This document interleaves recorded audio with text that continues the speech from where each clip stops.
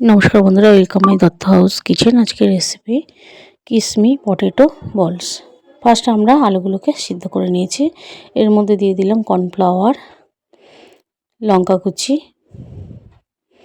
শুকনো লঙ্কাটাকে আমরা চিলি ফ্লেক্সের মতন ছোট ছোট করে কেটে নিয়েছি, আর দিয়েছি স্বাদ মতন লবণ আর ধনেপাতা। এরপর আমরা একটু তেল দিয়ে রেখেছিলাম। এরপরে আমরা ভালোভাবে বলসের আকারে তৈরি করে নেব। এখানে নিয়েছি তেলটা একটু গরম হলে বলগুলোকে একে একে ছেড়ে লাল লাল করে আমরা ভেজে নেব। এই কিসমি পটেটো বলস খুবই সুন্দর খেতে লাগে, আর খুব অল্প উপকরণের দিয়েই তৈরি করা যায়, খুব বেশি তেলও লাগে না।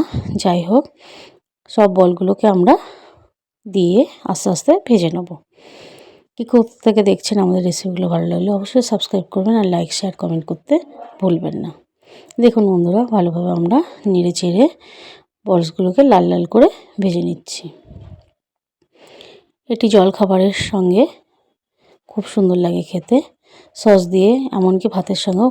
ডাল আর কিসমি পটেটো বলস হলে আর কিছু লাগবে না। দেখুন বন্ধুরা, এক ব্যাচ ওঠানো হয়ে গেছে, আর এক ব্যাচ আমরা ভেজে নিচ্ছি। এইভাবে আমরা সব লাল লাল করে ভেজে নিয়ে উঠিয়ে নিচ্ছি। খুব অল্প টাইমের মধ্যে আর খুব সুস্বাদু খেতে এই বলসগুলো হয়। দেখুন বন্ধুরা, সব আমরা ভেজে নিয়েছি।